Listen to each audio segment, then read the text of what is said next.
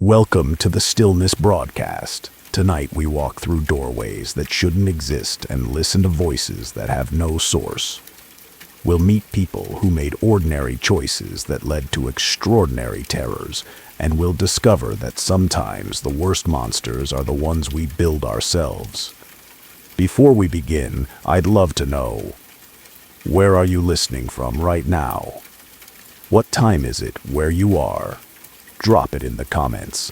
There's something profound about knowing we're scattered across the world but gathered here in the dark together. If these stories resonate with you, consider subscribing, but only if they earn it. Let's begin. Story 1.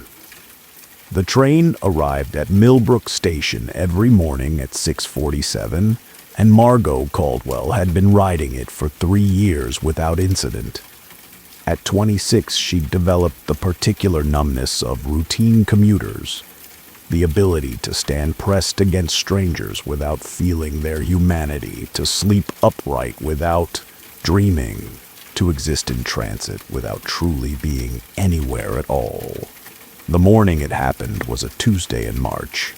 Rain hammered the windows in sheets that turned the passing landscape into abstract watercolor, all gray and green bleeding together. Margot stood near the doors in her usual spot, one hand gripping the overhead rail, the other holding her phone, though she wasn't looking at it. Around her, the other passengers maintained their careful bubbles of isolation, headphones in, eyes down, faces arranged in expressions of deliberate neutrality. She noticed the smell first. Not unpleasant exactly, but wrong for the context. Lavender and something underneath it. Something organic, like flowers left too long in stagnant water. She glanced around, trying to locate the source, but everyone nearby looked ordinary. The businessman in the rumpled suit, the teenager with purple hair and canvas shoes covered in hand-drawn stars, the elderly woman clutching a purse against her chest like it contained something precious or dangerous. The train lurched as it rounded a curve, and Margot's phone slipped from her hand. She watched it fall in that stretched-out way that time behaves during small catastrophes, saw it bounce once on the rubber floor mat and slide beneath the seats across from her. She crouched down to retrieve it, her face level with the gap between seat bottom and floor. That's when she saw them. Feet, too many feet. She counted without meaning to. 12 people visible in this section of the car, which meant 24 feet. But beneath the seats, pressed back into the shadows where the fluorescent lights couldn't quite reach, she could see at least 40 feet. Maybe more. They were bare, pale, arranged in positions that suggested bodies curled up in those impossible spaces, hiding. Margot's hand found her phone. She straightened up slowly, her heartbeat suddenly loud in her ears. Everyone around her looked exactly as they had moments before. 12 people. 12 visible people, standing or sitting in their assigned reality. She looked down again. The extra feet were still there. One pair was close enough that she could see the toenails, neatly trimmed, and a small scar across the top of the left foot. The train began to slow for the next station. Margot moved toward the doors, keeping her eyes up, watching the other passengers for any sign that they'd noticed what she'd seen.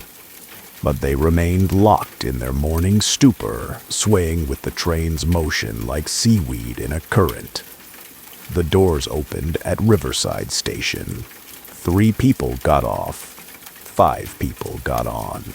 Margot stayed where she was, pressed against the wall, watching. The new passengers found spaces to stand, arranged themselves in the careful choreography of commuters. And beneath the seats, more feet appeared. The count was wrong. It was always wrong. She rode all the way to Central Terminal, the end of the line, and watched as the car emptied. 12 people filed out onto the platform. Margot waited until she was alone, then crouched down again to look beneath the seats. Nothing. Just the dimness and the stained floor and the various pieces of trash that accumulate in public transit. Ticket stubs and a flattened coffee cup and something that might have been a glove. She got off the train feeling shaky, ridiculous, lack of sleep, too much coffee, the rain and the gray light playing tricks on her peripheral vision. She went to work, sat through meetings where people discussed quarterly projections and market penetration, and tried not to think about feet that shouldn't exist. But the next morning, she looked, and they were there again. More of them this time, 60 feet at least, pressed into spaces that couldn't possibly hold bodies. Some of them were moving slightly, toes flexing, heels shifting, as if the people they belonged to were uncomfortable in their hiding places. Margot did what anyone would do. She tried to find proof. She crouched down with her phone, angled the camera beneath the seats, took photo after photo, but when she reviewed them, they showed only empty space and shadows. The feet existed in some spectrum or her camera couldn't capture. She started asking questions, casual at first, asking the businessman with the rumpled suit if he'd noticed anything odd about the train. He'd looked at her with the particular wariness city people develop toward those who initiate unsolicited conversation. Odd how, he'd asked. Just, have you ever looked under the seats? His expression had shifted from wariness to concern. Are you okay? She'd backed off, apologized, felt her face flush with embarrassment. But she kept looking, and the count kept being wrong. 3 weeks after her first sighting, Margot arrived at Millbrook Station at 5:30 in the morning, an hour before her usual train. The platform was nearly empty. Just her and a maintenance worker and a woman in hospital scrubs who looked like she was ending a night shift rather than beginning a day. When the train arrived, Margot was the first one on. She chose a car in the middle, walked its length, counting. Empty seats, clean floors, nothing unusual. She sat down near the center and waited. At 6:47, the regular passengers began boarding. She watched them come in, watched them find their spots, settle into their routines. And beneath the seats, in those impossible spaces, other people were crawling in. She could see them now, not their whole bodies, but suggestions, shapes that didn't quite resolve into concrete forms. They moved like they were underwater, or like she was watching them through frosted glass. But they were there, sliding into the gaps, pressing themselves into spaces that violated geometry and sense. The businessman with the rumpled suit boarded. Beneath his seat, another version of him, or something wearing his shape, folded itself into the darkness. Silver-eyes, teenager with the purple hair, the elderly woman with her clutched purse. Each of them had a double, a shadow self that existed in the underneath. Margot felt something cold settle in her chest. She stood up, moved toward the doors. She needed to get off, needed to be anywhere but here. But the train was already moving, pulling away from the station, accelerating into the morning rain. She spent the ride standing near the emergency brake, one hand hovering over it, watching the other passengers. They looked so normal, so unaware. Did they know they had others riding beneath them? Did the shadow selves know about the people above? At Riverside Station, she tried to warn the new passengers as they boarded. "Don't get on," she said to a woman with a child. "There's something wrong with this train." The woman had pulled her child closer and hurried past, throwing Margot a look that combined pity and alarm. A transit cop had appeared moments later, asking if she was okay, if she needed medical attention. She'd said no, she was fine, just confused, just tired. But she'd gotten off at the next stop and taken a bus the rest of the way to work. She didn't ride the train for a week. She took buses, which added an hour to her commute each way. She told herself she'd imagined it. That stress and routine and the particular insanity of modern life had created a hallucination elaborate enough to feel real. But she couldn't stop thinking about those feet. The way they'd moved. The way they'd multiplied. On the 8th day, she rode the train again. She told herself she was being rational, confronting her fear, proving to herself that nothing was wrong. She boarded at Millbrook Station at 6:47, found her usual spot, gripped the overhead rail, and felt something grip her ankle. She looked down. Beneath the seat next to her, a hand had emerged from the impossible space. Pale fingers, a woman's hand, with a thin gold ring on the fourth finger. It was wrapped around Margot's ankle, not tightly, but firmly enough to be undeniable. She tried to pull away. The hand held on. She looked around wildly, but the other passengers were locked in their morning trance. The businessman reading news on his phone. The teenager with headphones leaking bass-heavy music.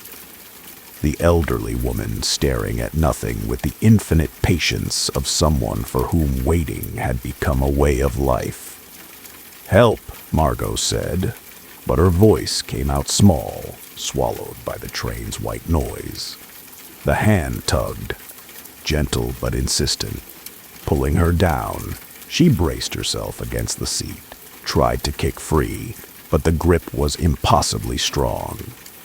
The train rocked as it rounded a curve, and Margot lost her balance, fell to her knees.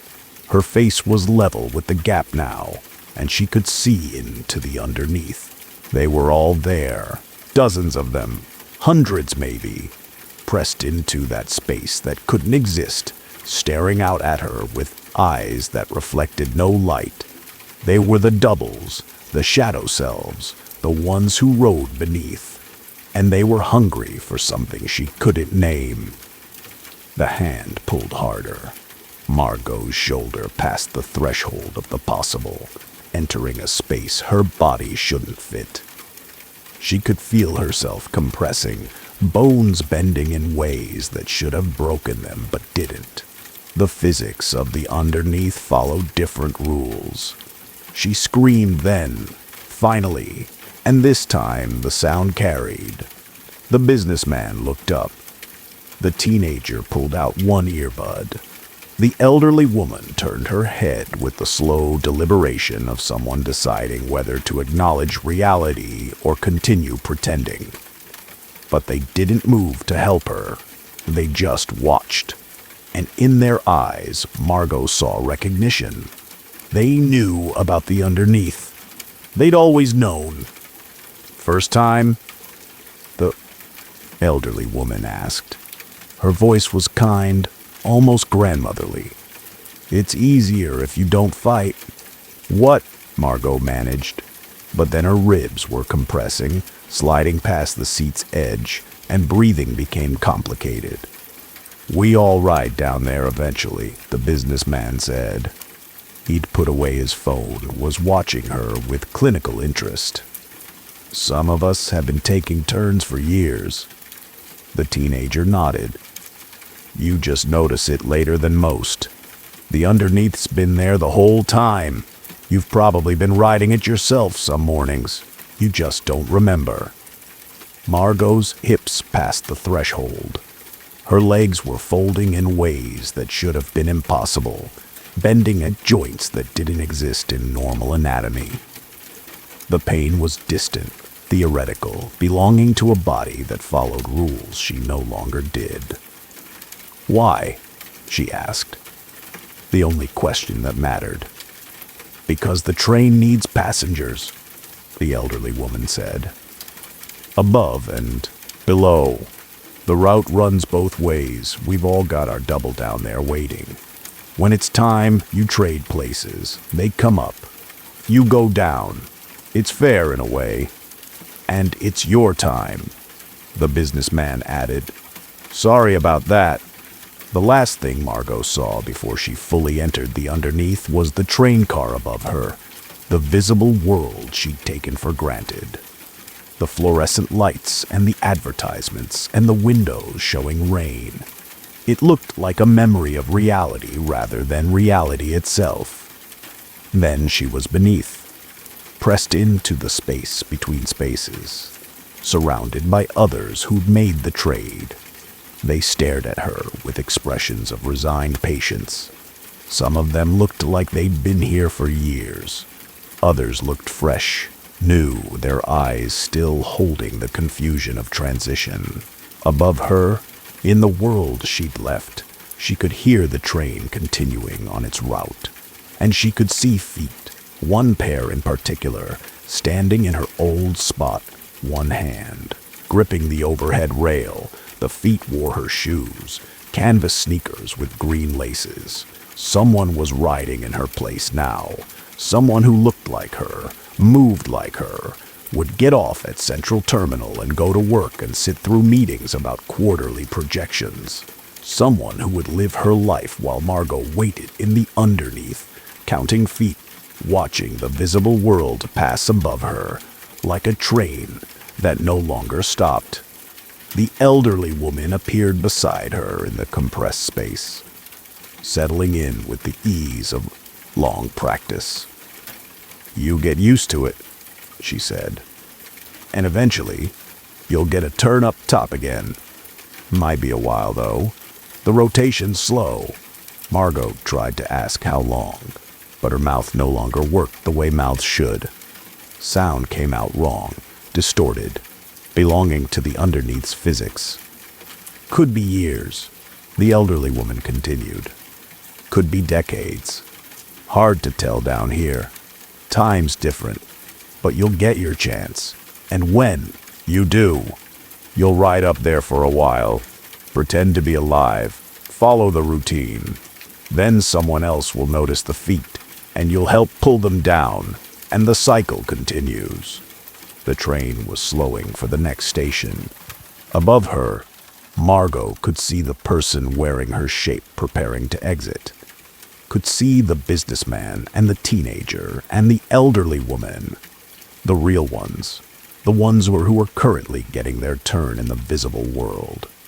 All standing and swaying with the train's deceleration. They got off at Riverside. Others got on. And beneath the seats, in the spaces that shouldn't exist, Margot waited with the other passengers of the underneath, learning the patience of those who'd traded places, learning to watch the world pass by without being part of it. The train pulled away from the station, accelerating into the morning rain, carrying its double cargo toward destinations both real and impossible. And if you ride it yourself someday, and you happen to, glance down beneath the seats, you might see them there. All those feet, all those people, pressed into spaces where no one should fit. And if you're very unlucky, you might see a hand reach out, pale fingers, a thin gold ring, and you'll feel that gentle, insistent tug toward the underneath, where passengers wait their turn to be real again. Story 2. The Natural History Museum closed to the public at 6 o'clock, but Silas Merrick's shift as night security guard didn't start until 7. The hour in between belonged to the building itself, a period when the daytime workers filtered out through the employee entrance and the overhead lights dimmed to their evening setting, and something in the air changed from public performance to private truth. Silas was 63 years old and had been walking these halls 5 nights a week for the past 11 years. He knew the building better than he knew his own apartment, could navigate from the Hall of Mammals to the paleontology, weighing in complete darkness if necessary. The job suited him. Solitary, predictable, the kind of work where nothing was asked of him except presence and attention. He'd taken the position after his wife, Carol, died. The house they'd shared for 38 years had become intolerable in her absence. Every room a catalog of missing, every object a reminder of hands that would never touch it again. He'd sold it 6 months after the funeral and moved into a studio apartment near the museum, downsizing his life to fit the diminished shape grief had left him in. The exhibits were his companions now. The dioramas with their preserved animals frozen in moments of eternal hunting or grazing. The dinosaur skeletons standing guard over the Cretaceous period. The gemstone collection glittering under track lighting designed to make every facet sing. His routine was immutable. 7 o'clock arrival through the employee entrance.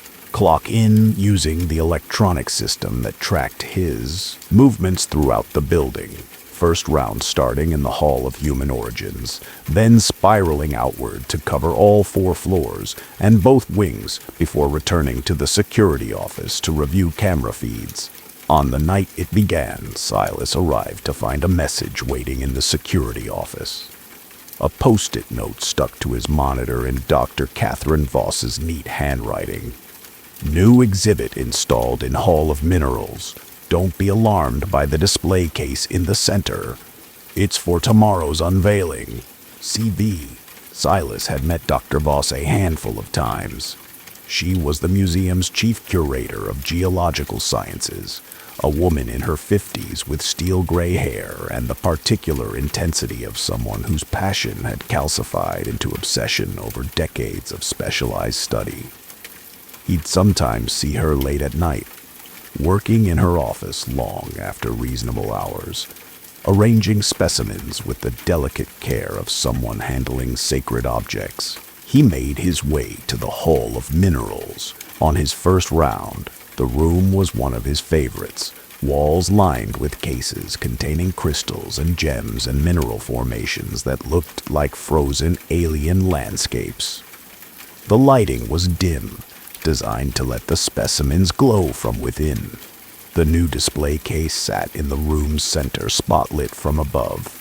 It was larger than the others, maybe 8 feet tall and 4 feet wide, made of glass so clear it seemed almost invisible. Inside, suspended on thin wires that made it appear to float, was a geode. But calling it a geode was like calling the ocean damp. The thing was enormous, easily 3 feet in diameter, and when Silas approached it, he found himself holding his breath. The interior cavity was lined with amethyst crystals that caught the spotlight and threw it back in shades of purple, so deep they approached black. The formation looked like a mouth, or a wound, or something worse that Silas's mind couldn't quite categorize. He circled the display case slowly. From different angles, the crystals seemed to shift, their facets creating optical illusions of depth. In one spot, it looked like the geode's interior extended back forever, a tunnel of purple crystal leading to somewhere the light couldn't reach. There was a placard mounted on the case. Silas leaned in to read it. Amethyst Cathedral Geode, discovered in Uruguay, 1894, donated by the private collection of the Blackwood Estate. Please do not touch. He'd never heard of the Blackwood Estate, but that meant little. The museum's collection included thousands of specimens from hundreds of donors spanning a century and a half of acquisitions. Silas completed his round and returned to the security office. The monitors showed their usual parade of nothing. Empty halls, still exhibits, the particular lifelessness of a building after hours. He made himself coffee in the small kitchenette, microwaved the lasagna he'd brought from home, ate it without tasting while reading a paperback mystery novel whose plot he'd already forgotten. At 10 o'clock, he did his second round. The Hall of Minerals was exactly as he'd left it. The geode hung in its case, purple and black and somehow breathing even though crystals don't breathe. Silas told himself he was being fanciful. 11 years of night shifts in an empty museum could do that. Make you see intention in inanimate objects. Make you feel watched by things that had no eyes. He was walking past the case when he heard it. A sound like singing, or wind through a narrow space, or someone far away calling a name he'd once known. He stopped, turned back. The sound seemed to come from the geode itself, or from somewhere inside it, or from that impossible depth its crystals suggested. Silas checked his watch. 10:17. He stood perfectly still, listening. The sound came again, clearer this time.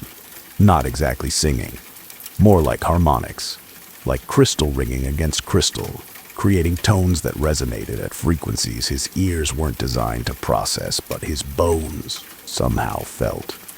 He left quickly, feeling foolish. He was tired. He hadn't been sleeping well. Grief had a long tail. Everyone said so, and maybe this was just another manifestation of it. Hearing voices in rocks, mistaking geological specimens for something alive. The rest of his shift passed without incident. He reviewed the camera feeds, found nothing unusual, clocked out at 3 in the morning, and walked home through streets that were finally cooling from the day's August heat. In his apartment, he fell asleep immediately and dreamed of Carol. Not memories, exactly, but impressions. The sound of her laugh. The weight of her hand in his. The particular way she said his name when she was worried about something. He woke feeling more bereft than he had in months. The second night, he went directly to the Hall of Minerals on his first round.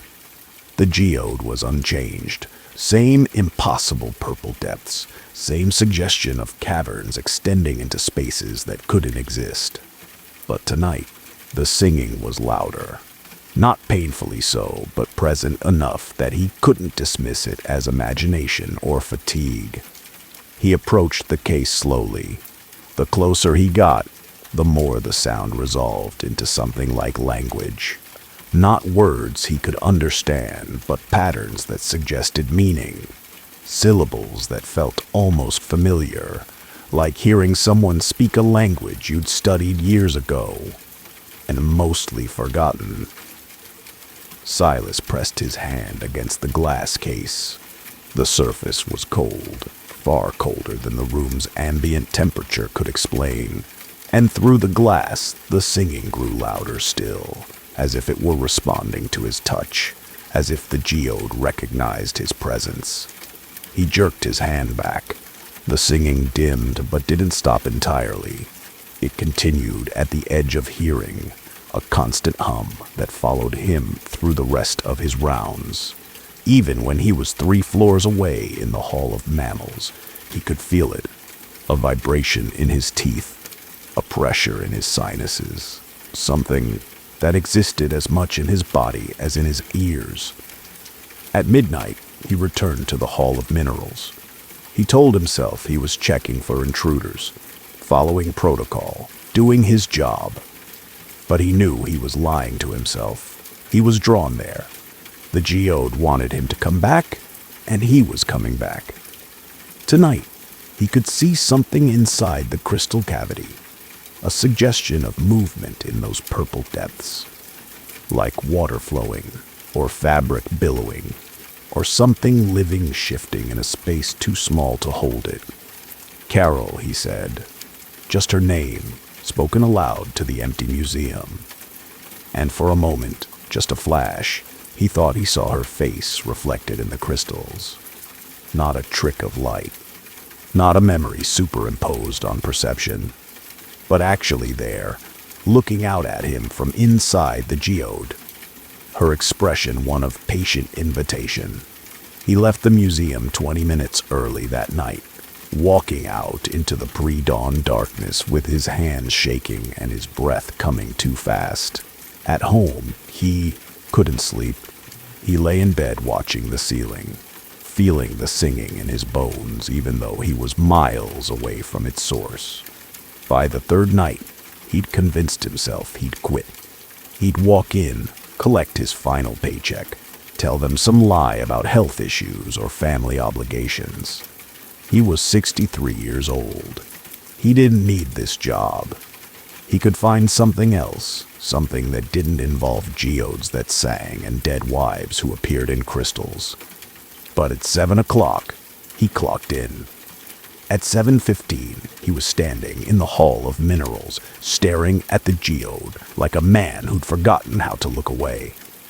The singing was constant now, a chorus of voices, all speaking in that language of almost meaning. And inside the crystal cavity, he could see Carol clearly. Not a suggestion or a trick. His wife, wearing the blue dress she'd been buried in, standing in an amethyst cathedral that extended back through impossible geology into spaces where the living weren't meant to go. She was smiling. That same smile she'd had on their wedding day, on the morning their daughter was born, on 1,000 ordinary mornings when she'd woken beside him and decided once again that he was worth keeping. "Silas," she said. Her voice came from the geode, clear as if she were standing beside him. "I've been waiting." "You're dead," he said. The words felt cruel, stating the obvious to a ghost or delusion or whatever this was. "Yes," she agreed. "But not gone. Just somewhere else. Somewhere the light goes different. You can come see." "That's not possible." "The placard says do not touch," Carol said, and her smile widened. "But it doesn't say the living can't follow the dead. It doesn't say there's only one direction." Silas looked at the case. The glass. The space between him and the impossible cavity where his wife waited. "All you have to do is touch the crystal," Carol continued. "The geode opens both ways. It's a door, Silas, and I've been holding it open for you." His hand moved toward the case without his permission. Some part of him that lived below conscious thought, below reason, was already reaching for her. "We can be together again," Carol said. "No more empty apartment. No more nights walking these halls alone. Just us, in a place where grief can't follow because there's nothing left to grieve." "What's in there?" Silas asked. "Really in there?" Carol's expression shifted. For a moment he saw something behind her eyes that wasn't quite her. Something older, hungrier, wearing her face like a mask. Then it passed, and she was Carol again, his Carol, looking at him with love and patience. "Peace," she said, "and company, and the kind of rest you've been looking for since the funeral." Silas's fingertips touched the glass case. The surface was cold enough to burn, and the singing surged, becoming deafening, becoming everything. He could see past Carol now, could see the others standing behind her in that amethyst cathedral. Dozens of them, hundreds maybe, all wearing faces he might have known once, all smiling, all waiting. The glass dissolved under his touch, or his hand passed through it, or the boundary between him and the geode simply stopped mattering. He couldn't tell which. He felt his body stepping forward, felt the cold of the crystal cavity wrap around him like water, like arms, like the particular temperature of an embrace from someone who'd been dead for 3 years. Carol took his hand. Her fingers were cold but solid, real as anything had ever been real. "You found me," she said. Behind her, the amethyst cathedral extended back into darkness that sparkled with reflected light that had no source. Silas could hear the others singing now, could understand what they were saying. "Welcome, finally. We've been waiting. So much room here, so many chambers, so much space for all of you who can't let go." "Is this real?" he asked. "Does it matter?" Carol replied. "You're here. I'm here. We have forever to decide what real means." She pulled him deeper into the crystal cavity, and Silas followed. He'd spent 3 years learning to live without her, and now he could spend eternity learning how to exist in this purple darkness where the dead waited for the living to give up and join them. Behind him, in the Hall of Minerals, the security cameras recorded nothing unusual. Just an empty room, a spotlit display case, a geode hanging suspended in glass that was mysteriously open on one side. Just the kind of small anomaly that would be discovered in the morning and attributed to faulty installation or a cleaning crew's carelessness. Dr. Catherine Voss would receive a call about her missing night guard. She'd express concern, would tell them how Silas had been reliable for 11 years, how it was unlike him to simply not show up for work. She wouldn't mention the geode, wouldn't explain that it had been in her family for generations, wouldn't describe how it had called to her own dead, a sister, a father, a husband, and how she'd learned over time to resist the singing by passing it along to others. Donating it to the museum had seemed the kindest option. Better to share the burden. Better to let the geode fill itself with those who couldn't move forward, who were already halfway to gone. And in the morning, when visitors crowded around the new exhibit, exclaiming over the amethyst cathedral's beauty, the extraordinary purple depths, the way it seemed to go on forever, some of them would hear it. That singing, that invitation, and those who were grieving, who were empty, who had already given up on the surface world, would linger, would press their hands to the glass, would wonder what it might be like to step through into that crystalline darkness where all the people they'd lost were waiting. The placard said, "Please do not touch," but it didn't say not to listen, and listening was always the first step. Story 3. Enid Whitmore had been beekeeping for 42 years when the hive stopped humming. She was 71 years old, and the bees had been the one constant in a life marked by departures.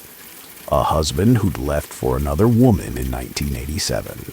3 children who'd moved to cities whose names she could barely pronounce. A sister who died of cancer the previous spring. The bees remained.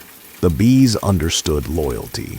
Her property was 6 acres of Ohio countryside, most of it given over to wildflower meadows that existed solely to feed her colonies.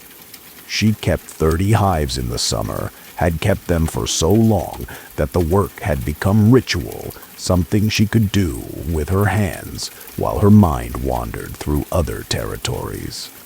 The silence hit her on a Thursday morning in September. She'd walked out to the hives as she did every morning, wearing her veil and gloves, carrying her smoker and hive tool, prepared for the day's inspection. But the air was wrong, empty of the sound that had been the soundtrack to 4 decades of her life. Bees hum constantly, the sound of thousands of wings vibrating to regulate hive temperature, to communicate, to simply exist in their complicated collective consciousness. The sound is life itself, audible, and now it was gone. Enid approached the nearest hive carefully. The entrance was still, no bees coming or going.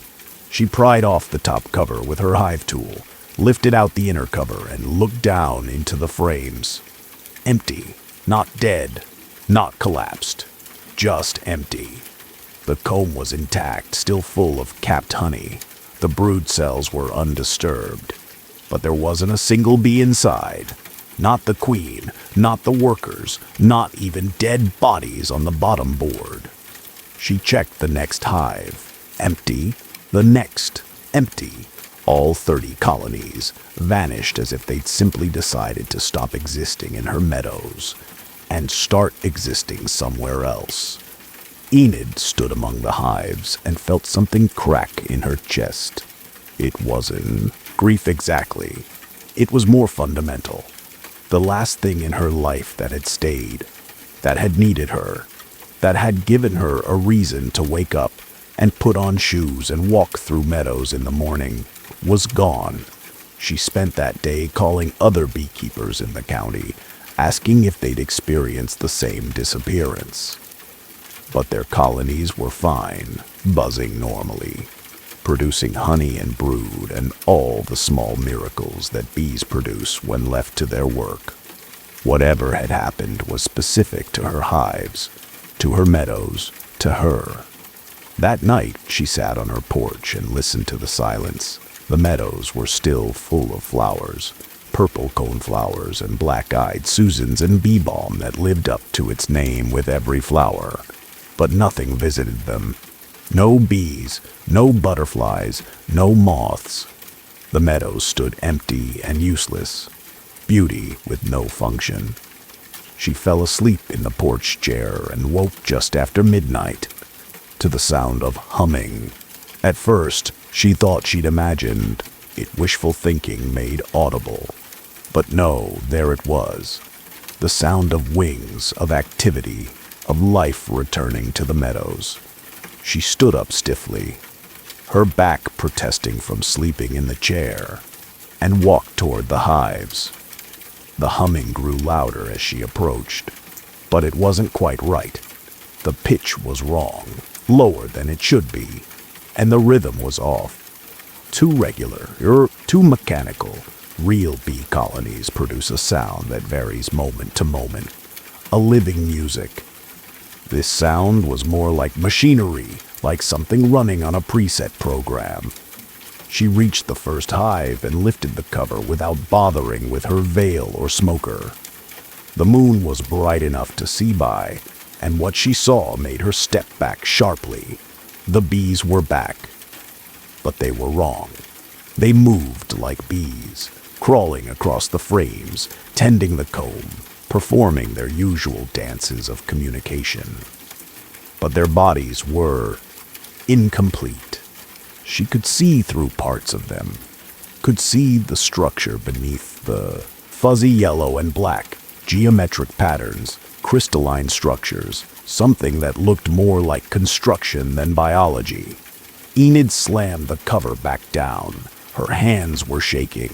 She backed away from the hive, watching as a few of the wrong bees emerged from the entrance and took flight. They flew in perfect straight lines, no wobbling, no natural variation. They flew like CGI insects, like computer simulations, like things that had learned to imitate bees without understanding what bees actually were. She went back to the house and locked the doors, something she never did. She sat at her kitchen table until dawn, listening to the wrong humming of the wrong bees in the meadows outside. When the sun finally rose, the sound stopped abruptly, and when she went outside to check, the hives were empty again.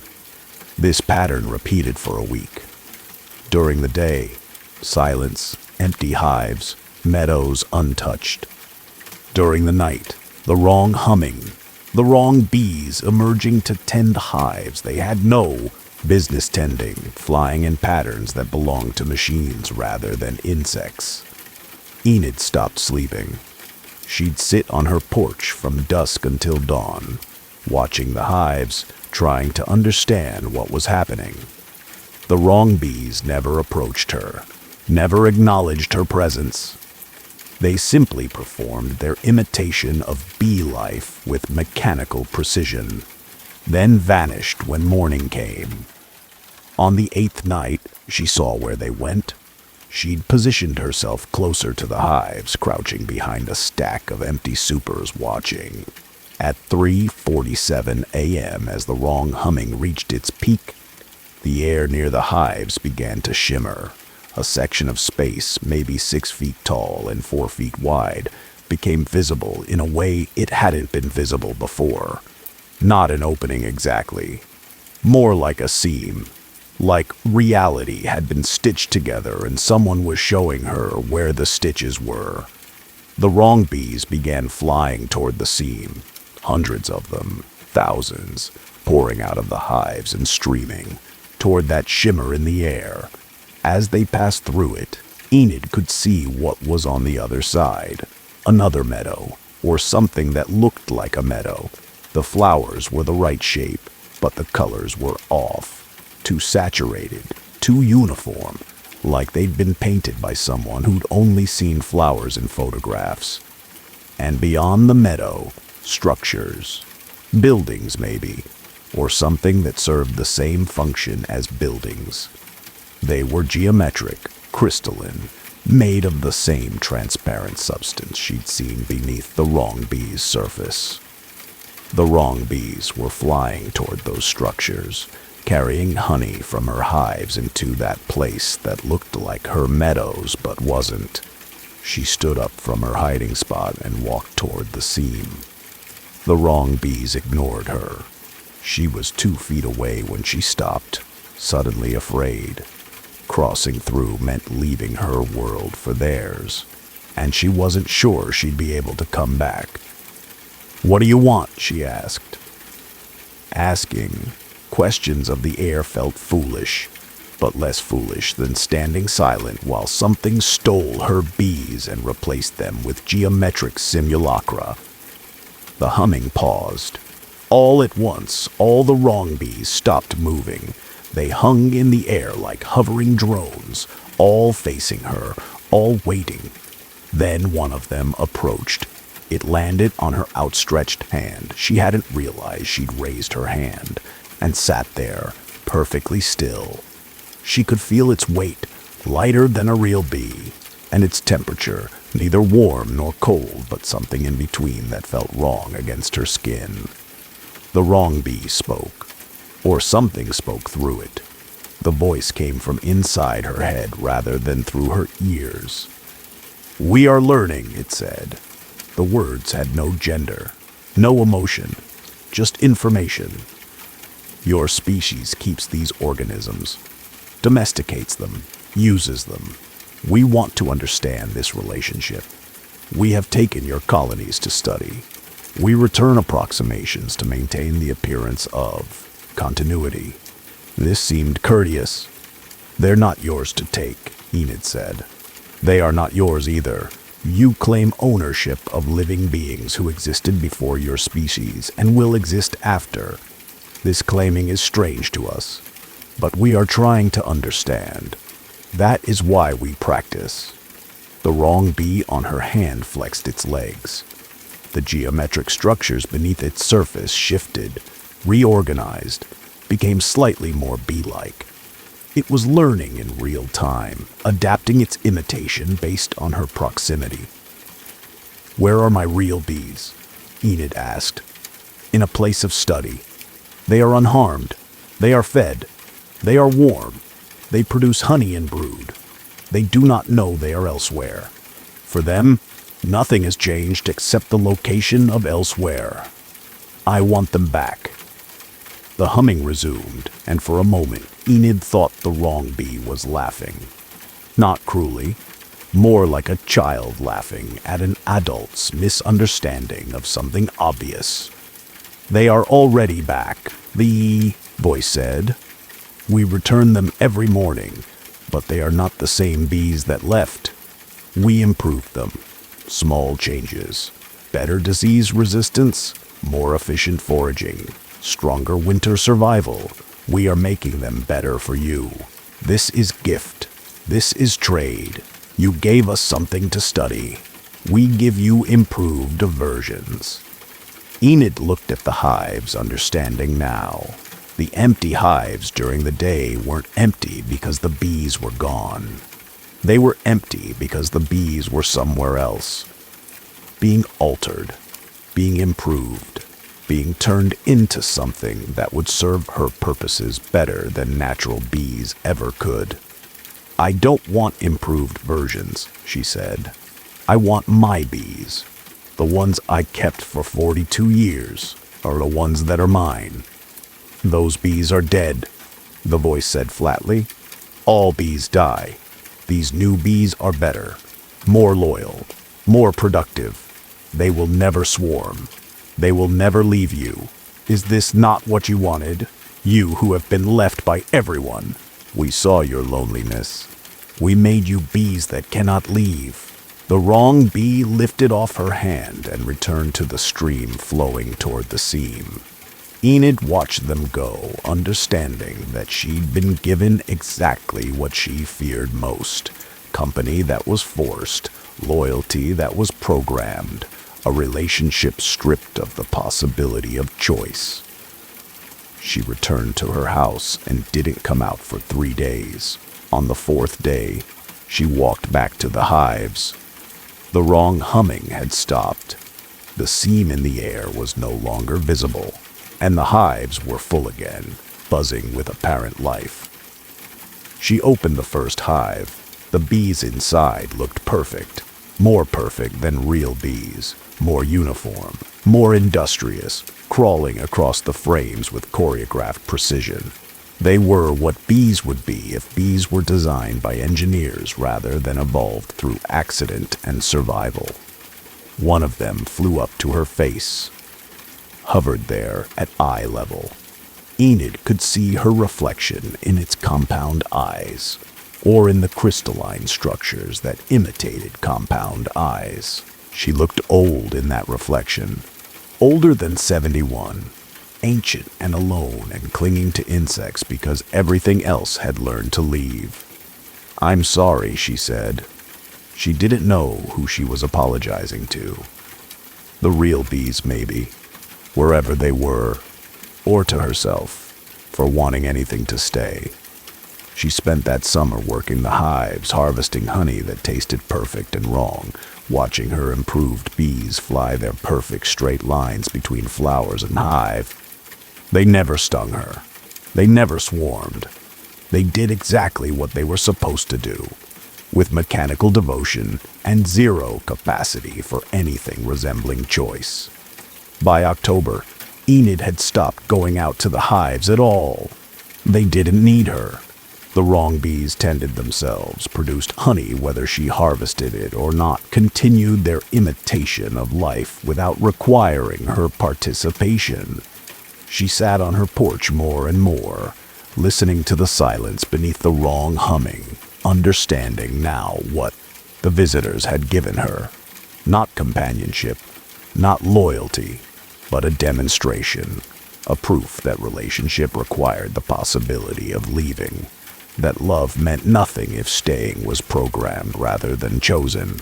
Her real bees had stayed for 42 years, not because they had to, but because she'd created an environment where staying made sense. The wrong bees stayed because they were incapable of leaving, and somehow that made their presence feel lonelier than empty hives ever had. On a morning in late October, Enid woke to find the meadows silent again. The hives were empty. The wrong bees had vanished as mysteriously as they'd appeared. But this time, they didn't come back at night. The seam didn't reappear. Whatever experiment the visitors had been conducting was apparently complete. She stood among the empty hives and felt something she hadn't felt in months. Hope, small and frightened, but there. Because empty meant possibility. Empty meant that something real might come back to fill the space. The next spring, she bought new colonies from a supplier in Kentucky. Real bees, messy, unpredictable, capable of dying from mites or disease or simple bad luck, capable of swarming, capable of leaving.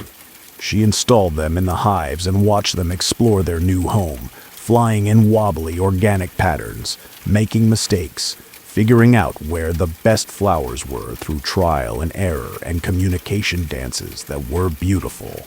Because they were unnecessary.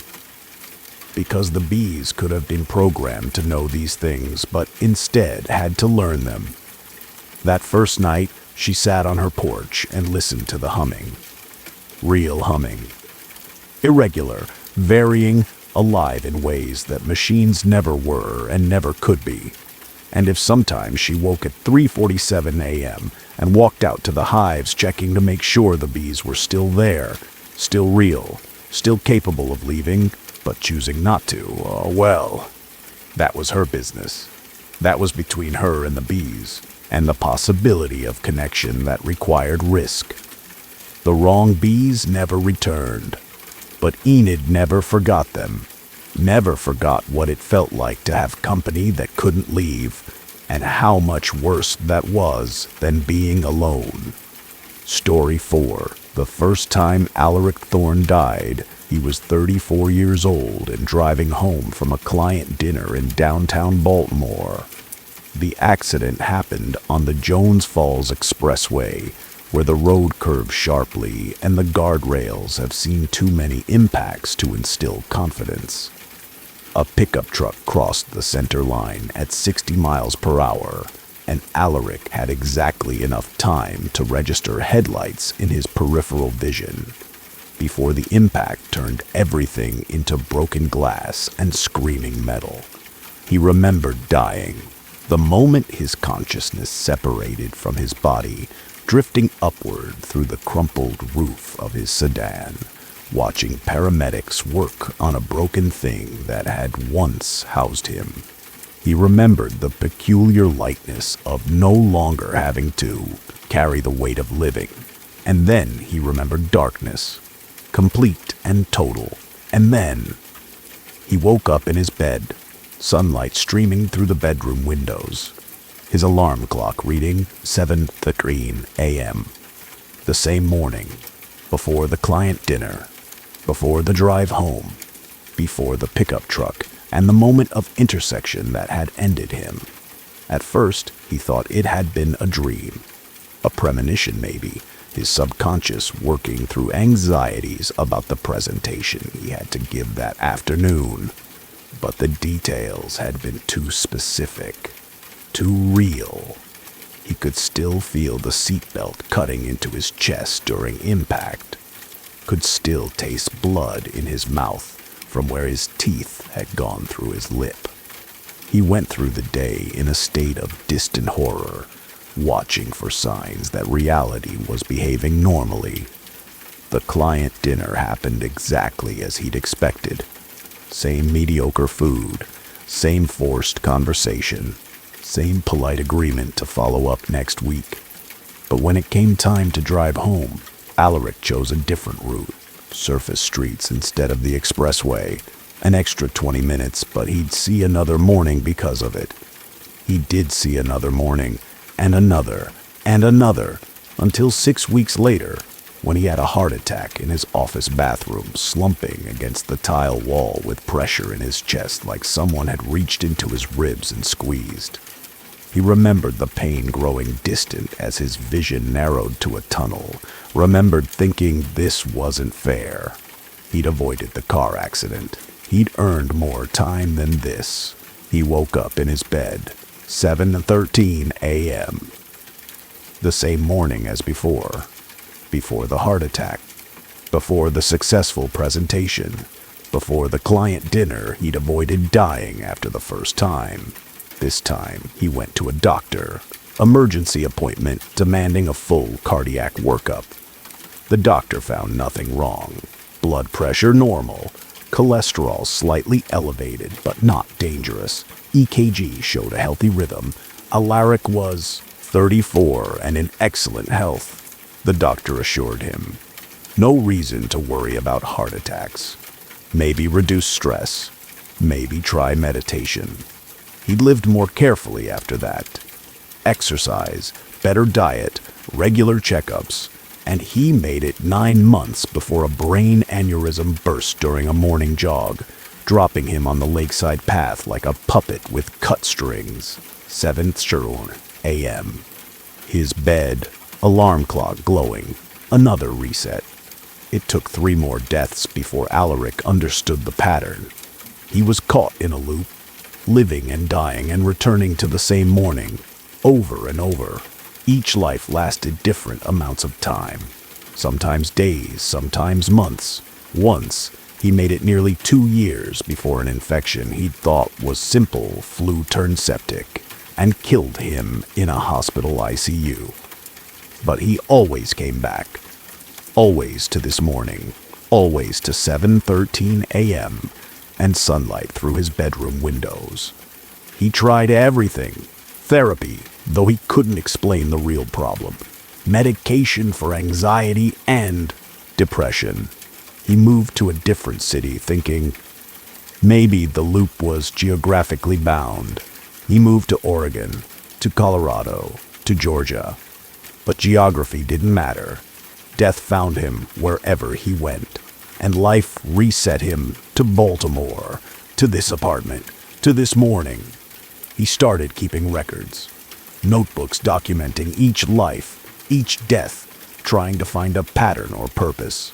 Car accident, heart attack, aneurysm, sepsis, pulmonary embolism, stroke, allergic reaction to a medication he'd never been allergic to before, a fall down his apartment stairs that broke his neck, cancer that grew so fast the doctors couldn't explain it, drowning when his car went off a bridge into the Patapsco River. 32 deaths, 32 resets, and Alaric was beginning to understand that he wasn't living anymore. He was rehearsing, trying to find the version of this life that wouldn't end, the route that didn't have death waiting at its terminus. But every route ended the same way. He'd tried being cautious, avoiding all risk. He'd tried being reckless, embracing danger. He'd tried staying in his apartment, barely leaving, ordering everything delivered. He'd tried traveling constantly, never staying in one place long enough for death to catch his scent. Nothing worked. Death was patient and creative, and apparently had infinite time to find new ways to kill him. By his 50th death, Alaric had stopped trying to prevent it. He just lived, however long he was given, knowing the reset was coming. Sometimes he'd see it approaching. Chest pains, suspicious moles, the specific sound of brakes failing. Other times, it arrived without warning. An embolism, an aneurysm, a random assault, a mistake by a pharmacist that put the wrong pills in his bottle. He was sitting in a coffee shop in Mount Vernon when he met the woman who explained everything. She'd sat down across from him without asking, a woman in her 60s with gray hair and the kind of face that suggested she'd seen things she couldn't unsee. "You're stuck," she said. Not a question, an observation. Alaric looked up from his laptop, where he'd been documenting his 73rd life. "Excuse me?" "In the loop, the rehearsal, however you think of it. You're stuck, and you don't know why." He should have dismissed her as crazy, should have packed up his laptop and left. But something in her expression stopped him. She knew. Somehow, she actually knew. "How many times?" she asked. 73 deaths, Alaric said. 73 resets. "How do you—" "I was stuck too. For 46 years. 2,318 deaths. But I figured out how to stop it." Alaric felt something twist in his chest. Hope or fear or some combination. "How?" The woman, she never gave her name, leaned forward. "You're not living wrong. You're dying wrong. Every death resets you because you haven't died the right way yet. There's one specific death that's supposed to be yours, the way you're supposed to go. And until you find it, until you die exactly the way you were meant to die, the loop continues. That's impossible. There's no such thing as a right death. Isn't there? Why do some people die peacefully in their sleep at 96, and others die at 34 on the expressway? There's a shape to every life, and death is the final point that completes that shape. You keep missing your point, so the universe resets you, gives you another chance to find it. How did you stop your loop?" The woman smiled, but there was no happiness in it. "I drowned. 43 years old, swimming in the Chesapeake in October, water too cold, went too far out. I felt myself going under and I just accepted it, stopped fighting. Let the water take me the way water was always meant to take me. And I woke up in a hospital, not in my loop morning. I'd found my death, and the universe let me keep living past it because I'd finally gotten it right. So I have to find the right way to die? How? There are infinite ways to die. You'll know it when it happens. It'll feel different. Final. The other deaths felt temporary, didn't they? Like trapdoors. This one will feel like an ending, and you'll either embrace it and break the loop, or you'll fight it and reset again. She stood up to leave, then paused. One more thing. The longer you're stuck, the harder it gets. After a few hundred deaths, you start forgetting what living feels like. You start seeing yourself as already dead, just waiting for the universe to acknowledge it. Don't wait that long. Find your death before your death finds you. Alaric watched her leave, didn't try to stop her or ask for contact information. Somehow, he knew he'd never see her again. She'd delivered her message, and messages didn't require return addresses. He started approaching his deaths differently after that. Instead of dreading them or trying to prevent them, he paid attention to how they felt. The car accidents felt wrong, too sudden, too violent. The heart attacks and strokes felt like malfunctions, his body betraying him before its time. The random deaths, assaults, accidents, mistakes, felt arbitrary, meaningless. But on his 91st life, something changed. He was 53 years old. The loop had been aging him normally each reset, just returning him to the same morning point. And he'd developed a cough he couldn't shake. The doctor ordered tests. Lung cancer, stage 4. Maybe 6 months. Alaric felt something settle in his chest when he heard the diagnosis. Not fear, recognition. This felt right. This felt like the death that had been waiting for him all along. He didn't fight it, didn't do chemo or radiation. He told the doctors he wanted palliative care only, wanted to die as comfortably as possible. They argued with him. He was only 53. There were treatments he could have, more time. But Alaric knew this was his time. This was the shape his life was supposed to have. The hospice was in Tosin, with windows that overlooked woods going golden with October.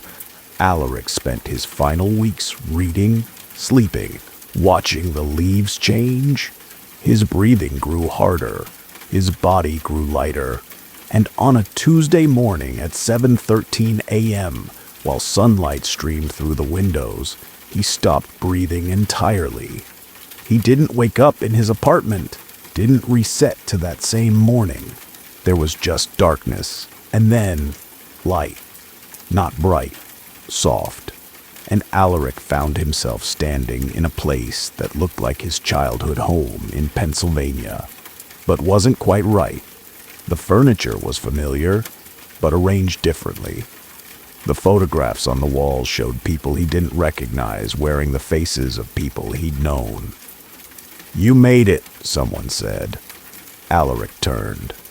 The woman from the coffee shop stood in the doorway, looking younger than she had before, or maybe just less tired. "I don't understand," Alaric said. "You found your death, the right one, and now you're where everyone goes after they get it right. It's not heaven or hell or anything religious, just the place after. The place where people go when their stories are properly finished. And if I hadn't found it, if I'd kept resetting, eventually you would have been stuck forever. Living the same morning, dying the same deaths, never moving forward. Trapped in your own life like an insect in amber. There are people who've been looping for centuries. They're less than ghosts now, just habits that won't stop repeating." Alaric looked around the not quite his childhood home. Through the windows, he could see other buildings, other people, a whole landscape of the properly dead, all of them having found their specific endings. "Is it better here?" "It's finished," the woman said. "That's all it needs to be." And Alaric understood. He'd spent 91 lives trying to avoid death, trying to find a way to keep living forever. But living forever meant never moving forward. Meant being trapped in the same morning, the same apartment, the same moment of waking up to an alarm clock reading 7:13. Better to end properly.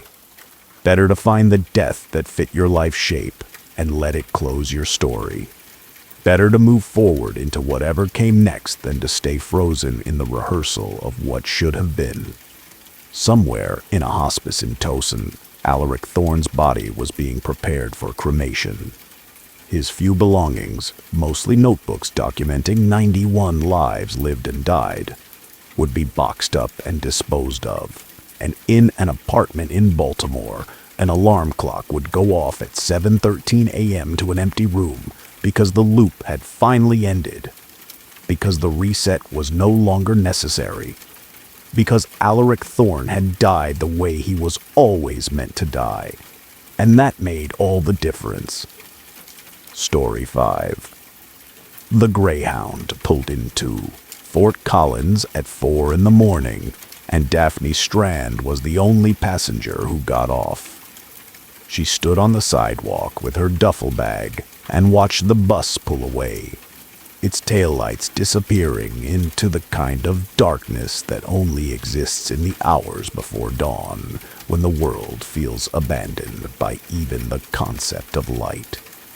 She'd been traveling for 2 days straight, sleeping in uncomfortable positions and eating food from vending machines, running from what she'd done in Seattle, running towards something she couldn't yet name but felt pulled toward with a force that didn't care about her exhaustion or her fear. The address she'd been given was for a house on Laurel Street, walking distance from the bus station if you didn't mind walking through a city that was still asleep. Daphne didn't mind. She'd grown comfortable with silence over the past 6 months. Silence meant no one was asking questions she couldn't answer. The house was smaller than she'd expected, a single-story bungalow with peeling paint and a yard that had given up trying to be lawn and settled for being weeds. The porch light was on, as if someone had been expecting her, though she'd told no one she was coming. She knocked, waited, knocked again. The door opened to reveal a man in his 40s wearing pajama pants and a robe, his hair standing up in sleep-flattened angles. "Daphne Strand," he said. Not a question. He knew who she was. "I got your email," she said. "At 3 in the morning. I sent it at 3 in the morning yesterday. You're very prompt." "I needed to leave Seattle anyway." The man studied her for a moment, then stepped aside. "I'm Hollis. Come in. We should talk before the others wake up." The interior of the house smelled like coffee and old books, and something else Daphne couldn't immediately identify. Something organic and slightly wrong, like cut flowers left in water too long. The living room was furnished with mismatched furniture that looked salvaged from different decades, and every available surface was covered with papers, notebooks, photographs. Hollis gestured for her to sit, made coffee without asking if she wanted any, set a mug in front of her, and sat down across the coffee table. "You killed someone," he said. Daphne's hands tightened around the mug. "The email said you understood, that you'd been through the same thing. I have, 3 times, and I'm still here, still human, so I must be doing something right. But you need to understand what you've started, what you've become capable of, before it gets worse." It was self-defense. He was going to. "I don't care about your justification. Legally, morally, I don't care. What matters is that you killed someone with your bare hands, and something in you opened when you did it. You felt it, didn't you? That rush, that sense of power, like you'd discovered a capability you'd always had, but never knew existed. Daphne nodded slowly. She had felt it. In that terrible moment when her hands had found her attacker's throat, when she'd squeezed and watched his face turn purple and felt his struggles weaken, she'd felt something awaken inside her. Not guilt, not horror, something older than morality, something that liked what she was doing. "What am I?" she asked.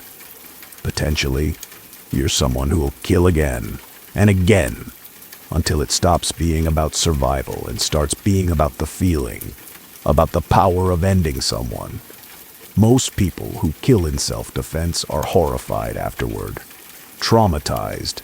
You feel guilty, but underneath the guilt is something else.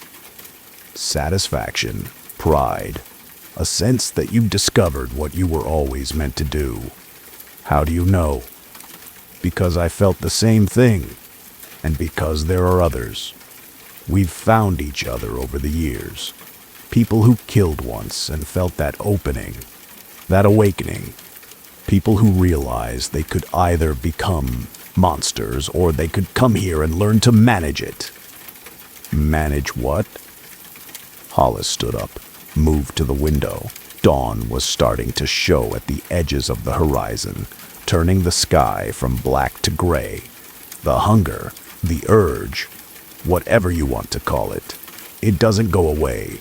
Once you've crossed that line, once you've felt what it's like to have someone's life in your hands, literally, part of you will always want to feel it again. We can't cure it, but we can contain it. How?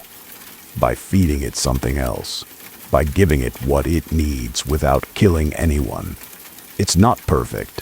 Some people still lose control, but most of us manage. Most of us stay human. Over the following weeks, Daphne learned what that meant. The house on Laurel Street was home to 6 people, all of them having killed once and felt that terrible awakening Hollis had described. They lived together, worked together, watched each other for signs of losing control. And they practiced, not killing, never killing, but the preliminary steps, the stalking, the planning, the observation of potential victims who were never actually touched. They'd choose someone at random, follow them for days, learn their routines, identify their vulnerabilities. They'd plan elaborate murders in precise detail, discussing methods and timing and disposal.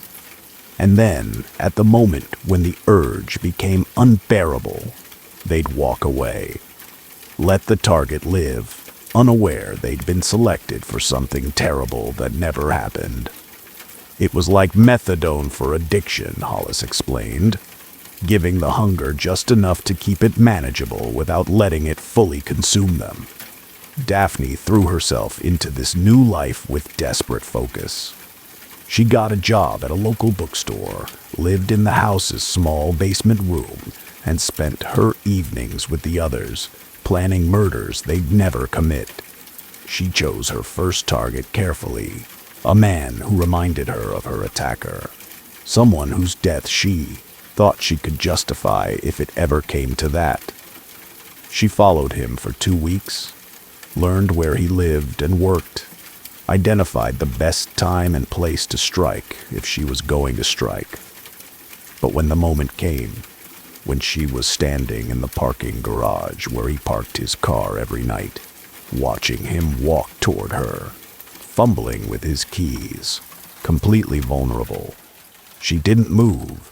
The urge was there, screaming at her to act, to feel that power again. But stronger than the urge was her will to remain who she thought she was. She let him pass, walked away, went back to the house and told the others she'd done it. She'd controlled it. She'd proved she was stronger than the hunger. Hollis had looked at her with something like pity. "That was your first test. It gets harder each time. The hunger learns. It adapts. It finds new arguments for why this time should be different. He was right. The second target was easier to justify killing. A convicted sex offender who'd moved into their neighborhood. The third was even easier. A drug dealer whose product had killed a teenager. Each time, the justifications grew more elaborate, more convincing. And each time, the effort required not to kill grew more exhausting. 6 months in, one of the house members lost control. A woman named Iris who'd killed her abusive husband 5 years prior. She'd been doing well, managing her hunger, living a quiet life. But something had shifted. She'd stopped participating in the group sessions, had started making excuses for why she couldn't plan her hypothetical murders anymore. They found out what happened when the news reported a body in a dumpster behind a restaurant. A man who'd been strangled, his face beaten until it was unrecognizable. Security footage showed Iris leaving the alley at 11:47 p.m., her clothes disheveled, her hands shaking. The police arrested her within 12 hours. She confessed immediately, seemed almost relieved. Hollis visited her in jail, came back to the house with a message. She said it felt better than she remembered. Said she'd been trying to resist for so long, and when she finally gave in, it was like coming home. Said she'd do it again if she could. After that, the group dynamics changed. Everyone became more suspicious, more vigilant. They started monitoring each other more closely, instituting curfews, requiring daily check-ins. The house stopped feeling like a support group and started feeling like a prison populated by people who were both guards and inmates. Daphne began to understand that Hollis had been lying about one crucial thing. They weren't managing the hunger. They were just delaying it, feeding it small satisfactions while it grew stronger, more demanding. Eventually, everyone here would either kill again or spend their entire lives in this state of desperate restraint. Never truly free, she made her decision on a night in October. She packed her duffel bag, the same one she'd arrived with, and waited until everyone was asleep.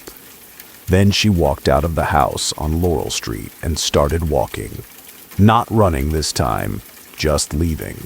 She didn't know where she was going. Maybe nowhere. Maybe she'd just keep moving, city to city, never stopping long enough for the hunger to convince her to feed it. Maybe she'd eventually lose control like Iris had, and the police would find another body in another alley, and the cycle would continue. But as she walked through Fort Collins in the pre-dawn darkness, Daphne felt something shift. Not the hunger. That was still there, would always be there, but her relationship to it. She'd been thinking of it as a separate thing, a parasite or possession, but it wasn't separate. It was part of her, part of who she'd become the moment her hands had found her attacker's throat. She couldn't cure it, or contain it, or manage it into submission. She could only accept it and decide moment by moment, day by day, not to act on it. Not because she was strong enough to resist forever, but because the person she wanted to be was someone who resisted today.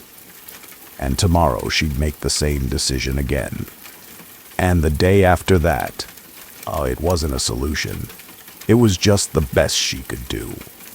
The Greyhound station was already open when she arrived, its fluorescent lights harsh after the darkness. She bought a ticket to anywhere, ended up being Denver, and sat on a plastic chair to wait for her bus. Across the waiting area, a man was sleeping with his wallet visible in his open jacket pocket. Easy target, no one around. She could take it, use the cash, disappear. Or she could do something worse. The hunger whispered suggestions.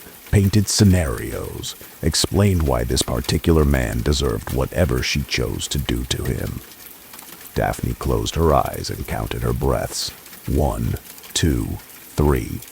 The way her therapist in Seattle had taught her, back before she'd understood that therapy couldn't fix what she'd become. When her bus was called, she stood up and walked toward it without looking back at the sleeping man. One more moment of resistance, one more choice to be someone other than what the hunger wanted her to be. The bus pulled out of Fort Collins as the sun rose, and Daphne watched the city disappear behind her. She didn't know where she'd end up or how long she could keep this up. But for now, for today, she was someone who'd killed once and chosen not to kill again. Tomorrow might be different. Tomorrow she might lose control, might become the monster she'd been training herself to be. But that was tomorrow's problem. Today, she was still human, and that would have to be enough. Story 6. Thelma Lockhart received the photograph in an envelope with no return address, delivered to her home in Charleston on a Tuesday afternoon in July. She was 89 years old and had learned to be suspicious of unexpected mail, but something about this envelope made her open it immediately. Perhaps it was the quality of the paper, or the careful way her name had been written in fountain pen ink. Or perhaps it was simply that, when you're 89 and living alone, any mail that isn't a bill or an advertisement feels like an event. The photograph inside was old, black and white, with that particular grain and contrast that marked it as mid-20th century. It showed a young woman standing on a beach, wind catching her hair, one hand shielding her eyes from the sun. The woman was smiling with the kind of unself-conscious joy that Thelma hadn't seen in decades. She was wearing a dress that Thelma recognized immediately, pale blue with white polka dots, bought from a department store in Savannah in the summer of 1954. The woman in the photograph was Thelma, 70 years younger, unmarked by time and loss and the particular erosion that comes from living too long. But Thelma had no memory of this photograph being taken. She remembered that summer, remembered the dress, remembered beaches and sun, and a happiness that felt foreign now. But this specific moment, standing like that, hand raised, smiling like that, she didn't remember it at all. She turned the photograph over. On the back, written in the same fountain pen ink as the envelope. You were there. You just don't remember yet. More to follow. Over the next month, 5 more photographs arrived. Each one showed Thelma at different ages, in different places, wearing clothes she recognized but doing things she had no memory of doing. Sitting in a restaurant she'd never visited. Standing in a garden she'd never seen. Dancing with a man who wasn't her late husband Lawrence, but who looked at her with unmistakable affection. Each photograph had a message on the back. This is the life you're supposed to have lived. These moments happened, but not to this version of you. You've been in the wrong timeline for 89 years. We're trying to help you find your way back. Thelma called her daughter Margaret, who lived in Colombia with her husband and 2 teenage grandchildren Thelma barely knew. Margaret listened to her mother's description of the photographs with the particular patience people develop when dealing with elderly relatives whose grip on reality has started to slip. Mom, they're probably just old photos that got misfiled somewhere. Maybe a friend found them cleaning out their attic and sent them to you. But I don't remember these moments, Margaret. I remember that summer. That dress, but not standing on that beach. Not like that. Memory gets fuzzy at your age. It's normal. I'm not senile. I didn't say you were. I just think maybe you're reading too much into this. Some old photographs, some weird notes. It's probably a prank or a mistake. But Margaret's voice had that note, of concern that children develop when their parents start showing signs of decline. Thelma heard it and felt something cold settle in her chest. Her daughter thought she was losing her mind. Maybe she was. She stopped mentioning the photographs when more arrived, started keeping them in a drawer in her bedroom, looking at them when she couldn't sleep, studying that young woman who was her, but somehow wasn't. The woman in the photographs was happier than Thelma remembered being, freer, wearing her life lightly in a way Thelma never had. The 7th photograph showed Thelma at perhaps 40 years old, standing in front of a house that wasn't the house she'd shared with Lawrence. This house was larger, more elegant, with gardens that suggested money and time. The message on the back read, "This is where you lived in the correct timeline, where you raised 3 children instead of 1, where you didn't spend 40 years married to a man who never understood you." Thelma stared at this photograph for hours. 3 children. She'd wanted 3 children, had begged Lawrence for more after Margaret was born. But Lawrence had been firm. 1 was enough. More would be too expensive, too exhausting. They couldn't afford more children on his salary. She'd accepted this, had spent 40 years mothering 1 daughter instead of 3. But somewhere, in some other timeline, she'd had the family she'd wanted, had lived in a house with gardens, had married someone who wasn't Lawrence. The 8th photograph came with a different kind of message. The divergence point was December 18th, 1953. You made a choice that sent you into the wrong life. We can help you correct it. If you want the life you were supposed to have, meet us at 427 Church Street on August 3rd at 3 p.m. alone. Thelma spent the next week trying to remember December 18th, 1953. She'd been 23 years old, living in Savannah, working as a secretary at a law firm. She went through old calendars and journals trying to find some record of that date, but everything from that period was vague. Just the normal progression of a normal life. Work, friends, evenings at home with her parents, church on Sundays. What choice had she made? What moment had sent her careening into the wrong timeline? On August 3rd, she took a taxi to 427 Church Street. The address belonged to an old building that might have been a townhouse once, but had been converted to offices. The directory in the lobby listed various businesses, accountants, lawyers, a therapy practice. She didn't know which one to approach. A door on the first floor opened, and a man emerged. He was perhaps 60, wearing an expensive suit, with gray hair and the kind of face that suggested both intelligence and something else. Thelma couldn't name. Something hungry. "Mrs. Lockhart, thank you for coming. I'm Dr. Strand. Please, come in." His office was furnished like a therapy room.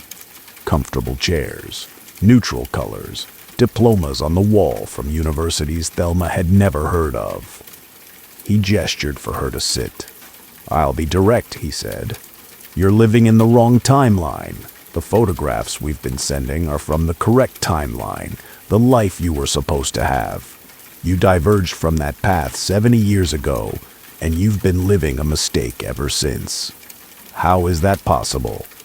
Reality isn't as fixed as people think. Every choice creates branches, alternate paths. Most people stay on their correct path, but sometimes someone makes a choice that violates their essential nature, that goes against what they're supposed to be. When that happens, they slip into a wrong timeline, and they spend the rest of their lives feeling like something's missing, like they're not quite themselves. And you can send me back to the correct timeline? Not send you back. That's impossible. But we can help you remember it. Fully, completely, so thoroughly that this timeline, this wrong life, becomes the dream and the correct timeline becomes your reality." Why would you do that?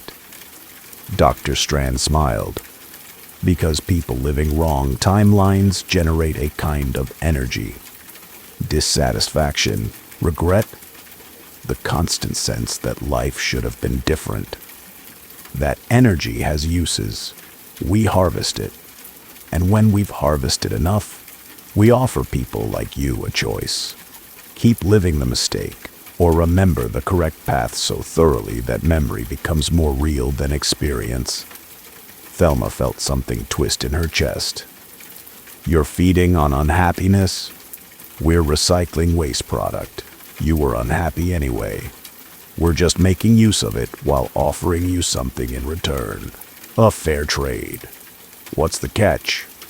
The catch is that remembering the correct timeline doesn't change this one.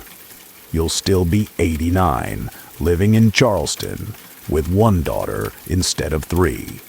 But you'll have the memories of the correct life. You'll know what you missed, and you'll have to decide which set of memories to believe. The ones you lived or the ones you were supposed to live. Thelma stood up. I'd like to think about it. Of course. But don't think too long. At your age, time is more limited than you'd like, and the offer expires with you. She left Dr. Strand's office and walked to Marion Square, where she sat on a bench and watched people pass. Young couples holding hands, parents chasing toddlers, elderly people like herself moving slowly through a world that had mostly forgotten them. She thought about the woman in the photographs, happy, free, living in a beautiful house with 3 children and a husband who understood her. That was the life she was supposed to have had, the life she deserved but had somehow missed. But she also thought about Margaret, difficult, distant Margaret, who Thelma had never quite understood how to love correctly. Would that relationship improve if Thelma suddenly remembered 2 other children who didn't exist? Or would it just add layers of resentment to an already strained connection? She thought about Lawrence, dead 15 years now. He'd been a good man by most measures. Responsible, faithful. He'd provided for her, had never raised his hand, had been respected in their community. But he'd never understood her, had never asked what she wanted beyond the role of wife and mother, had lived beside her for 40 years without truly seeing her. In the correct timeline, she'd married someone else. Someone who saw her. Someone who'd given her 3 children and a house with gardens and a life that felt like her own, rather than a performance. But that timeline didn't exist. Not really. It was just memory, artificial and implanted. A drug to make the real life bearable. Thelma sat on the bench until dusk, then took a taxi home. She didn't call Dr. Strand, didn't return to his office. The photographs remained in her dresser drawer, but she stopped looking at them. When Margaret called the following Sunday for their weekly check-in, Thelma asked about the grandchildren, really asked, and listened to the answers. She suggested Margaret come visit, bring the kids, maybe spend a weekend. Margaret sounded surprised, but agreed. It wasn't the correct timeline. Thelma knew that now. She'd made some choice on December 18th, 1953. A choice she couldn't remember and would never recover. That had sent her down the wrong path. She'd lived 89 years in a life that wasn't supposed to be hers, but it was the only life she actually had.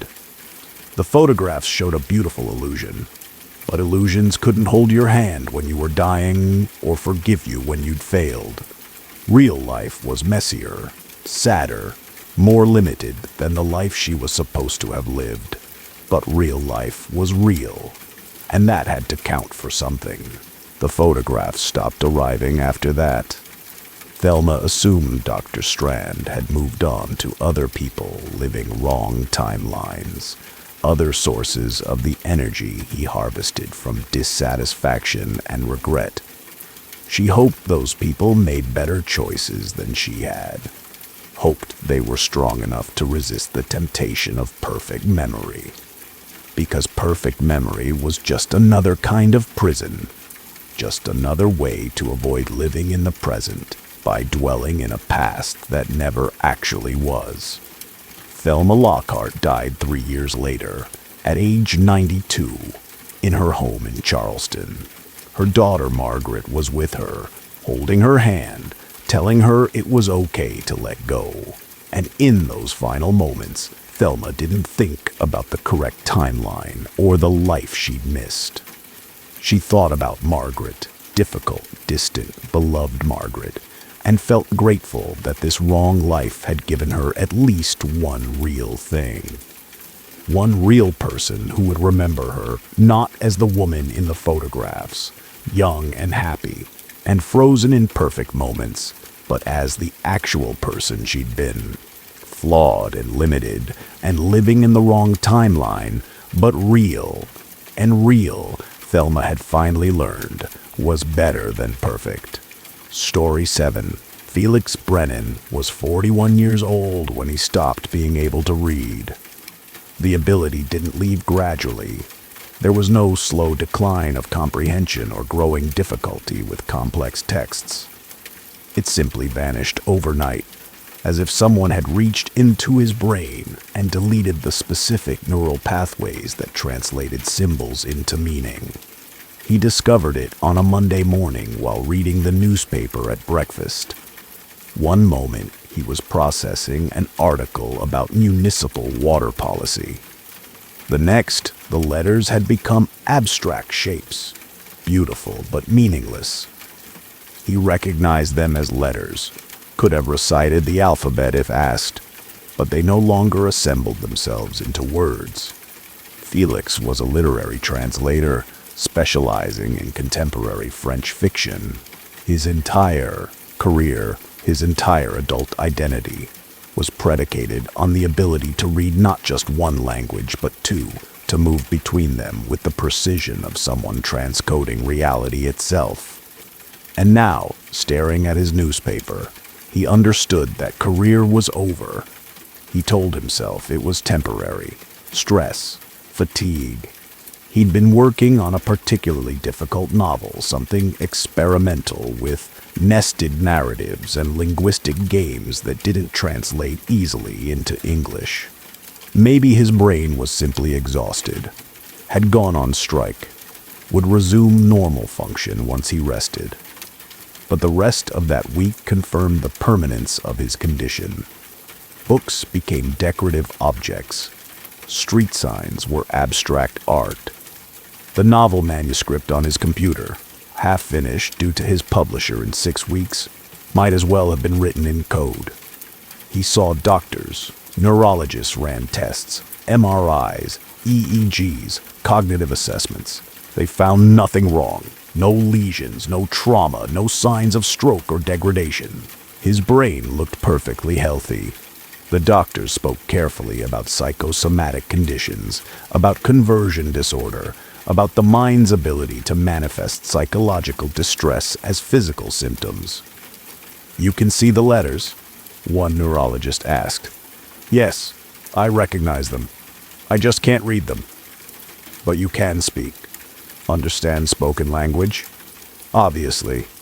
We're having this conversation. So the language centers are intact. This is very unusual. Have you experienced any recent trauma? Significant stress?"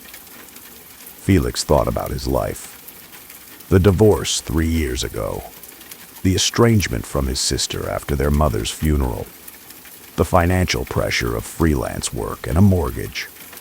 The creeping sense that he'd chosen a career that was becoming obsolete as machine translation improved, and publishers cared less about literary quality. "Nothing unusual," he said. The neurologist made notes in a file Felix couldn't read. "I'm going to refer you to a colleague who specializes in language disorders. But I'll be honest, Mr. Brennan, I think you're looking at a psychiatric rather than neurological issue. Your brain is fine. It's your mind that's refusing to read." Felix left that appointment feeling more lost than when he'd entered. His brain was fine, but his mind was broken. What did that even mean? He tried experimental approaches, audiobooks, but listening wasn't the same as reading, didn't satisfy the particular hunger that came from processing text. Voice-to-text software, but speaking his translations aloud felt absurd, like trying to sculpt with oven mitts on. He tried approaching reading sideways through pattern recognition games and symbol association exercises. Nothing worked. 6 weeks after the onset, Felix received a call from his publisher. The novel was overdue. Did he have an estimated completion date? "I can't finish it," Felix said. "Are there issues with the source material? I can pair you with another translator if I can't read any more." The silence on the other end of the line was long enough that Felix wondered if the call had dropped. Then, "Felix, are you having a breakdown? Do you need to talk to someone?" "I'm serious. I've seen doctors. I've lost the ability to read. I can see letters, but I can't process them into words. So I can't translate. I can't even read the contract you sent me." More silence. Then, "I'm very sorry to hear that. I hope you get the help you need. I'll assign the project to another translator." After that call, Felix stopped leaving his apartment. What was the point? The world outside was covered in text. Signs, menus, advertisements, book covers, and store windows. All of it meaningless to him now. All of it mocking the thing he'd lost. He spent his days listening to the radio and watching television with closed captions turned off. He answered his phone less and less frequently, letting calls go to voicemail he couldn't retrieve because he couldn't read the screen to navigate his phone's interface. On the 63rd day of his condition, Felix found a note slipped under his apartment door. Not a printed note, handwritten in careful cursive that should have been easier to read than typed text, but was just as impenetrable. But there was something about this note that was different. Felix stared at it for a long time, and slowly, very slowly, shapes began to resolve into something approaching meaning. Not words exactly, more like impressions of words, ghosts of language. He concentrated harder, felt something in his brain shifting, reorganizing, and finally he could read it. You stopped reading because you stopped believing in language. Come to 1847 Addison Street if you want to understand why. Felix checked his address book, still usable because he'd memorized his frequently called numbers rather than storing them exclusively on his phone. He called a taxi using the landline, gave the driver the Addison Street address. The building was a brownstone that might have been a single-family home once, but had been divided into apartments. Number 1847 was on the 3rd floor. Felix climbed stairs that felt steeper than they should, exhaustion from his condition making physical exertion harder than it used to be. He knocked. The door opened to reveal a woman in her 60s, wearing reading glasses on a chain and a sweater despite the August heat. "Mr. Brennan, we've been expecting you. I'm Dr. Harriet Chen. Please, come in." Her apartment was lined floor to ceiling with bookshelves, but the books themselves looked wrong. Felix squinted at the nearest shelf and realized the titles weren't in English or any language he recognized. They were in the same alphabet, but the words were nonsense. Or they seemed like nonsense. But the longer he looked, the more he sensed meaning hovering just beyond comprehension. "You're like me," Dr. Chen said. "You lost the ability to read common language because you'd stopped believing it could contain truth. Your brain rejected it, decided it was meaningless. That's not, I'm a translator. Language is my life. Is it? Or was it just your job?" When was the last time you read something that changed you? That showed you something true about the world or yourself? When was the last time language felt like more than a game of moving symbols around? Felix opened his mouth to argue, then closed it. When had he last been moved by something he'd read? Years ago, maybe. He'd spent the last decade translating competently but mechanically, converting French words to English words without being touched by either language. The language you're seeing on these shelves, Dr. Chen continued, is real language, primary language, the thing that exists beneath all the surface languages humans use. Most people can't see it, but those of us who reject surface language, we develop the ability, like a blind person's hearing becoming sharper. I don't want to learn a new language. I want to read English again, French, the languages I've spent my life with. You can't go back. Once you've seen through surface language, it's permanently transparent. All you see is the emptiness beneath. But you can learn to read primary language.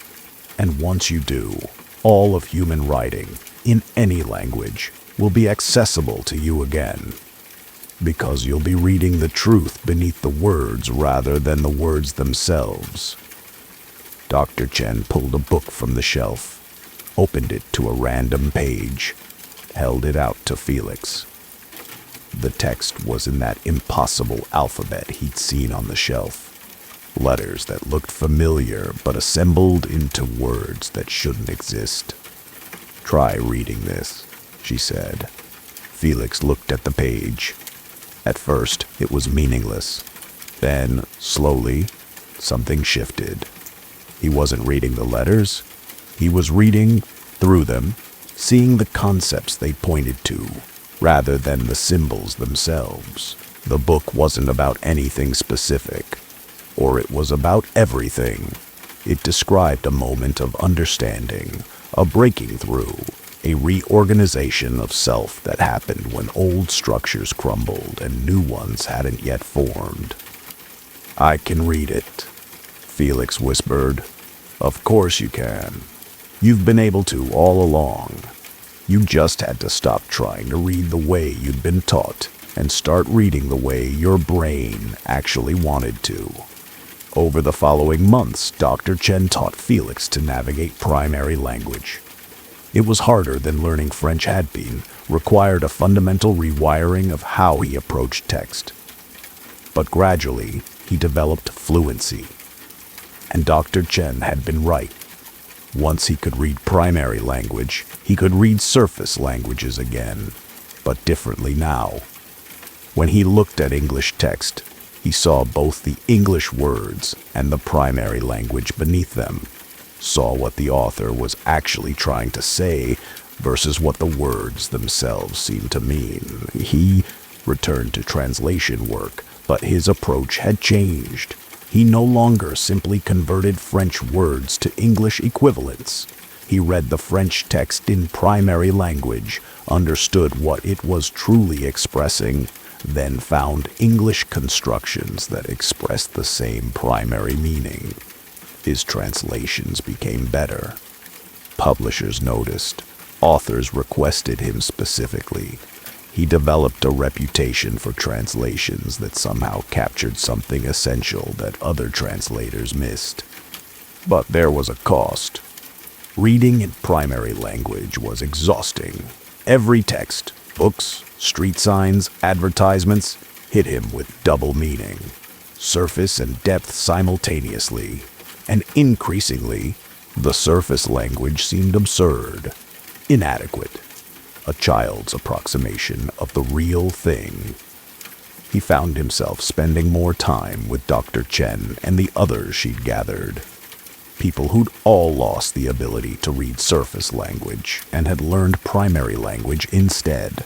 They'd meet weekly, reading text together, discussing the gaps between what authors wrote and what they meant. Are we losing our minds? Felix asked during one of these meetings.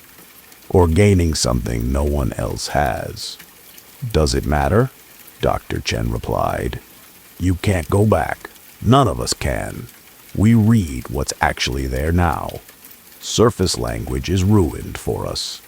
But we see truth that others miss. Felix thought about that. He'd lost something, the easy consumption of text, the ability to read casually without double vision. But he'd gained something too, insight, depth, the ability to see through language to the reality it was trying and failing to describe. He just wasn't sure the trade had been worth it. On the anniversary of losing his ability to read surface language, Felix received another note under his door. This one he could read immediately. It was in primary language, clear as anything. You've learned to see through. Now you need to decide if you want to see through completely or learn to live between worlds. Come back if you want to go deeper. Don't come back if you want to remain partially in the surface world. Choose carefully. There's no middle path. Felix stood in his apartment, holding the note, looking at his bookshelves full of volumes he could now read in ways their authors never intended. And he understood the choice being offered. He could go deeper into primary language, lose the surface world entirely, see only truth and meaning stripped of all decoration and approximation. Or he could stay here, in the uncomfortable space between surface and depth, able to see both, but belonging fully to neither. He thought about his translations. His work required the ability to move between languages, between surfaces, between different ways of expressing the same underlying truths. If he went fully into primary language, he'd lose that ability. He'd see only the depths, would lose the surface entirely. But staying between worlds meant permanent double vision, permanent exhaustion, permanent awareness that everything everyone said was an approximation of what they actually meant. Felix burned the note, made his choice without going back to Dr. Chen. He would stay between worlds, would read both surface and depth, would translate not just between French and English, but between surface language and the truth beneath it. It wasn't the easier choice, but it was his choice, and that made all the difference.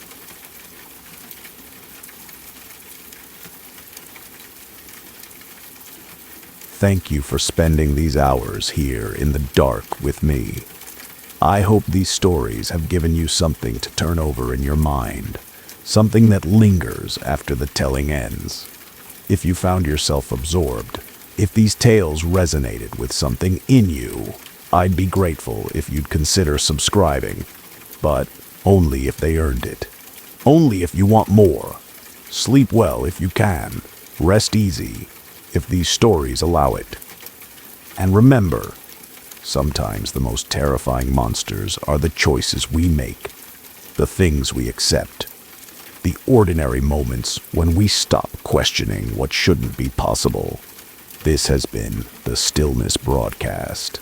Until next time, may your dreams be kinder than the stories we've shared.